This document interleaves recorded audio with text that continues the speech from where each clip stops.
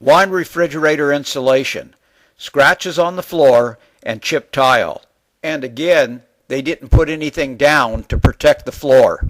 They did not level it, but told us it was done, and as always, fingerprint cleanup after they left. When they installed the warming drawer, they bolted it down and distorted the framing. They had it looked at 4 to 5 times by different installers. They tried to fix it, but the damage was done. Finally, they replaced it and it closes properly.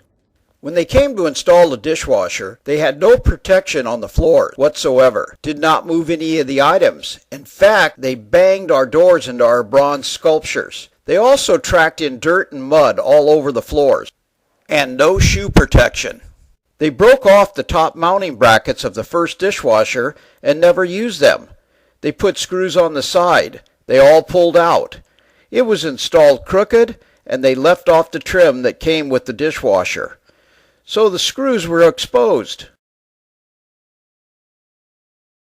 They hooked up the drains wrong. It was below the sink and would not drain properly, causing wastewater to drain back into the dishwasher, a very unsanitary situation.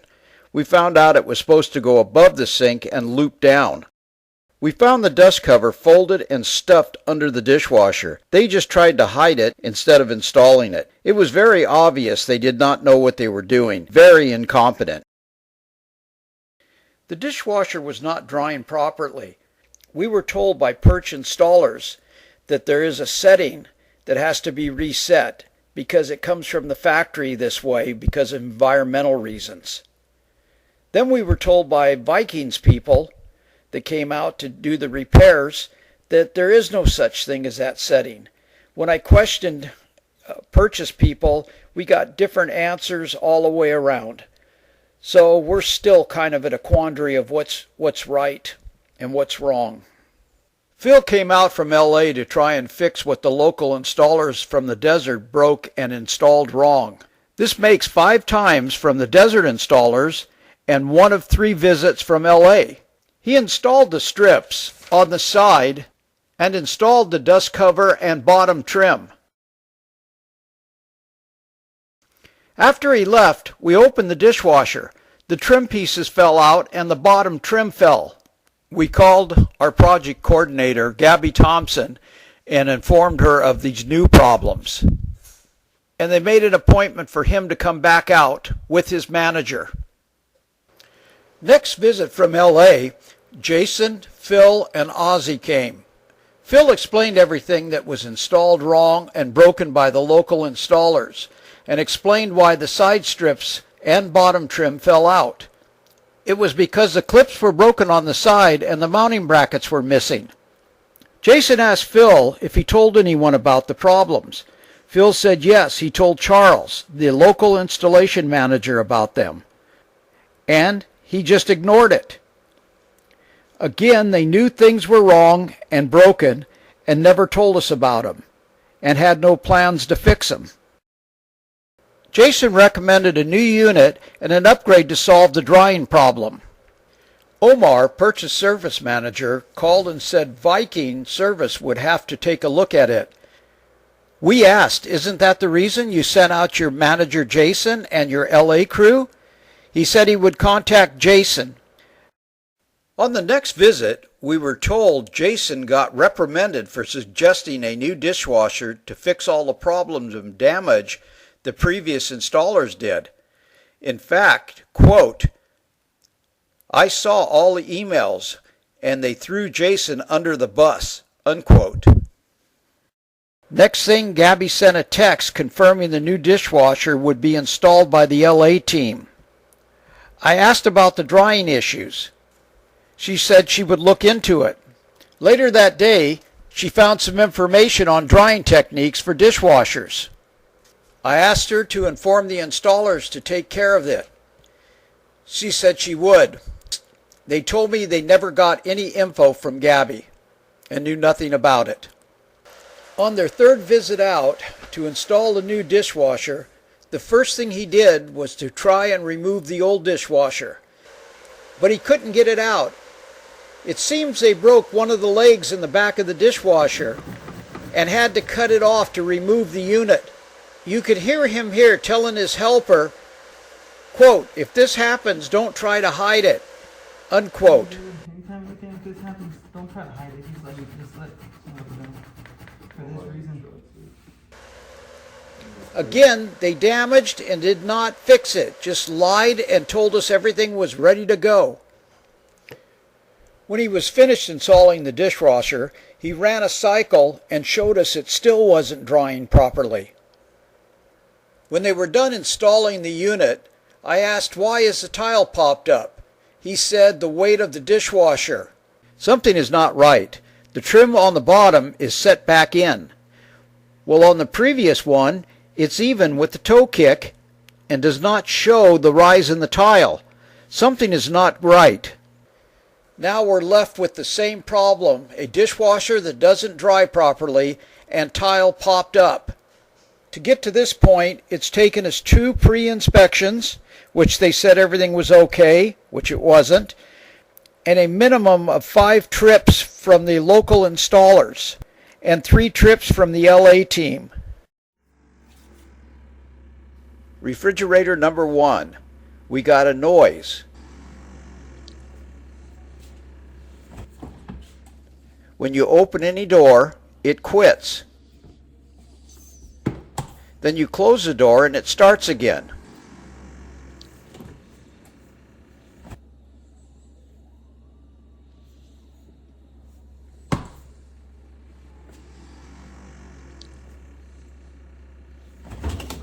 Also, the ice maker wasn't working.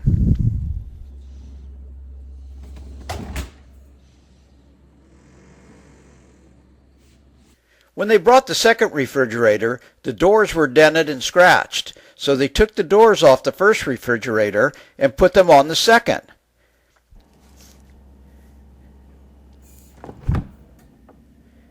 It started making the same noise.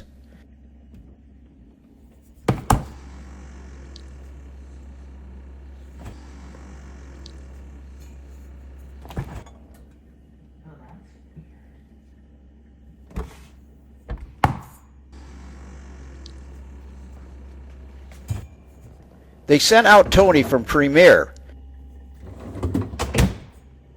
He started checking everything out. When he got to the seals, he found this, a large blob of foam pressing out the whole inside part of the refrigerator. He told me that all of them were like this from the factory, and that we would just have to live with it. As you could see, it was a large gap, and it would allow moisture in and would not seal properly. Between Pirch and Premier's incompetence and attitudes, we called our project coordinator and installation manager. They finally agreed to replace the refrigerator for the 3rd time. I was assured they would have it inspected before they brought it out for installation. Surprise, surprise, when they went to install it, the freezer door was cracked. So they took the door from the second refrigerator and put it on the 3rd one. While they were installing it, one of the installers, Ozzy, asked me how to put in the ice trays. We just touched on the highlights of this installation. We will address cabinet and floor damage later in this video. We still have scratches and alignment problems with this refrigerator. Now we've had 3 refrigerators piecemealed into one. Pirch came to remove the old appliances. They asked me where the breaker box was. I gave them directions. They said they could not find the breaker for the oven and wanted me to find it and shut it off for them. I said no, I don't want the liability, and that's what your job is. But it should be marked and use a tester to make sure the power was off. They said they don't have the tools they need. That's when one of the workers called me an asshole. I asked him to leave. The lead installer told the guy to go sit in the truck and not come back.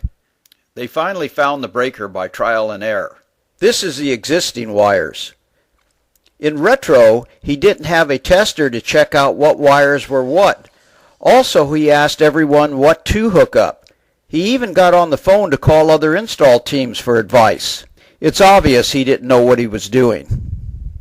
When they installed the first oven and turned on the power, there was a large bang from the oven. One of the installers turned around and said, "That didn't sound good." When they removed the first oven, it was obvious they wired it wrong. This was verified by Phil, the Los Angeles installer. They wanted to put in a 30-amp breaker before they installed the second oven. They were making lots of excuses, but we accommodated them anyway. Dave wanted us to get a licensed electrician to install a 30-amp breaker. He said he would reimburse us for any of the costs. Nothing was mentioned about the breaker on their two previous pre-inspections.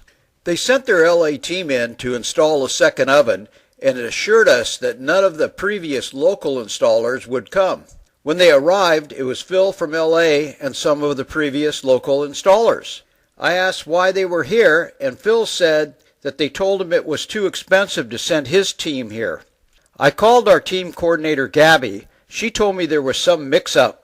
Talk about different stories. When they installed the second oven, I overheard Phil tell the local installer to pre-drill the screw holes to mount the oven. He ignored him and just drove the screws in. You can see what happens when you don't follow instructions. It was one thing after another.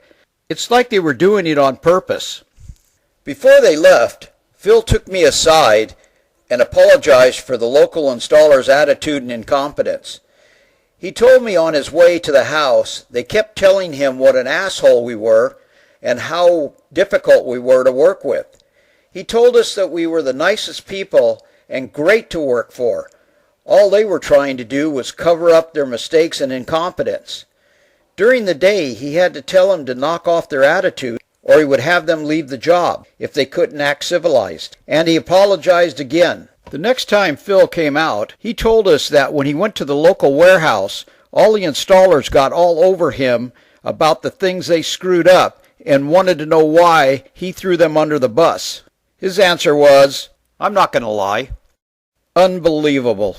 We were going to burn in the oven, as Pirch instructed us to, but we found a substance on the doors and don't want to damage the finish. So now we have an oven that we don't use.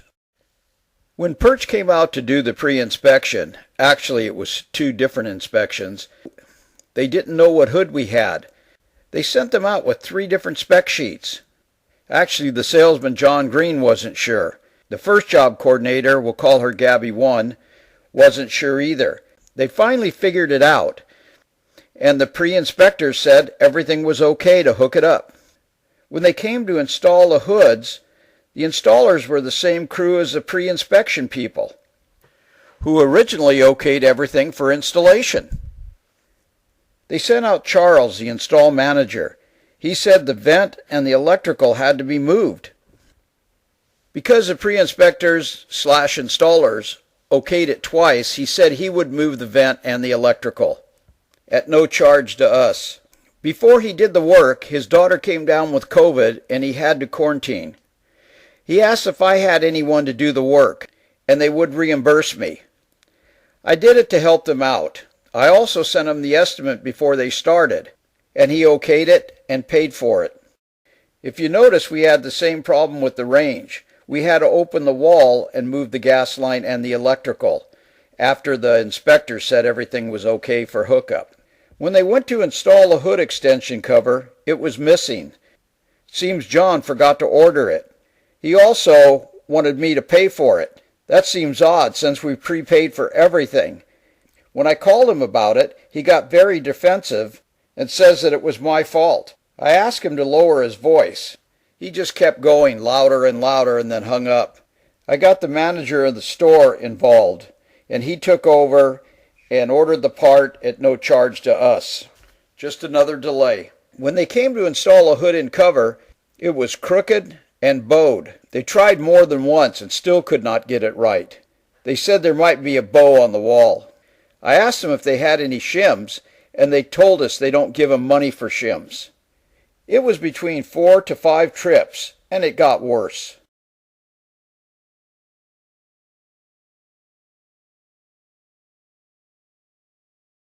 They tried to blame it on the quartz backsplash, so we put a level on it, top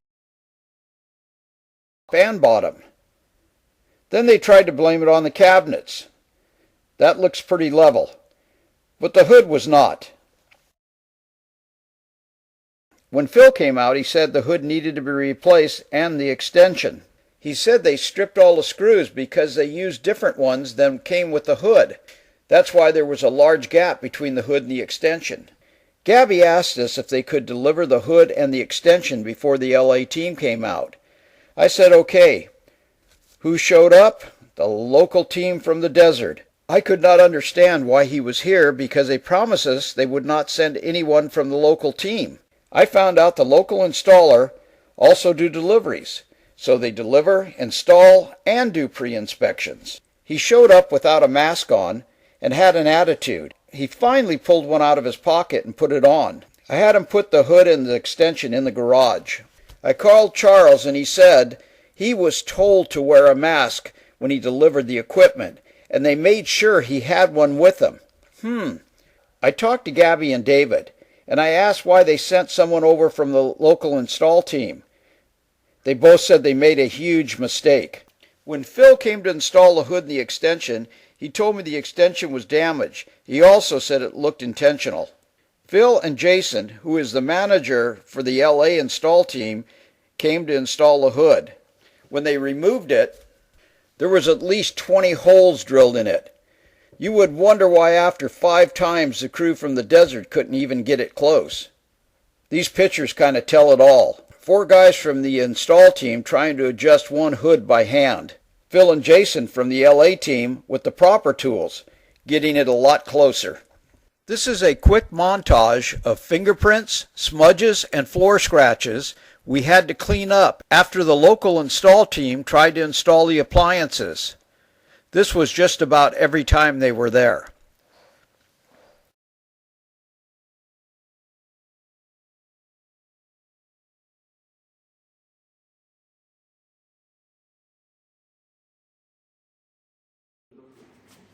They did not use any floor coverings to protect the floors.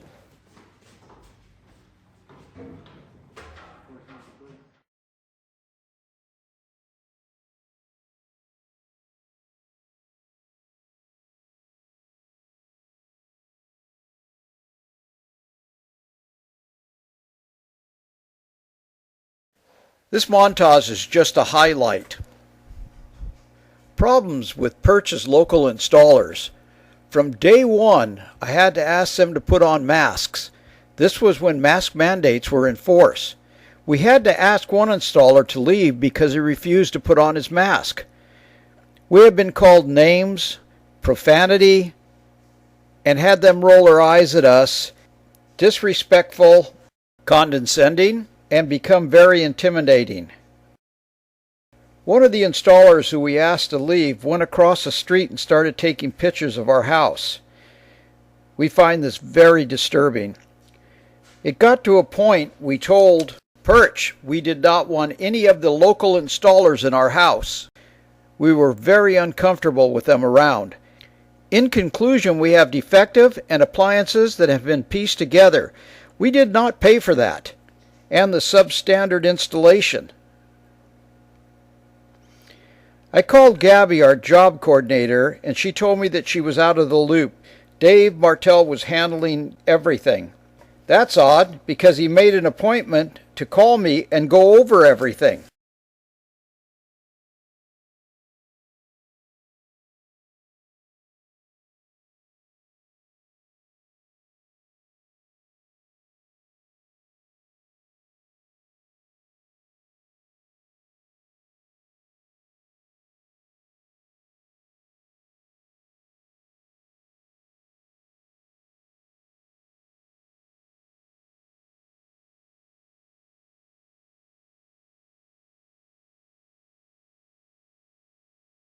This was the 19th of May, but he never called for our meeting. She said she would remind him. I asked for a text stating that she was no longer working with us. She said fine. Haven't got anything from him or her. Pirch told us this was an isolated and unfortunate situation. However, after talking to their install team and other homeowners in the area, it was not.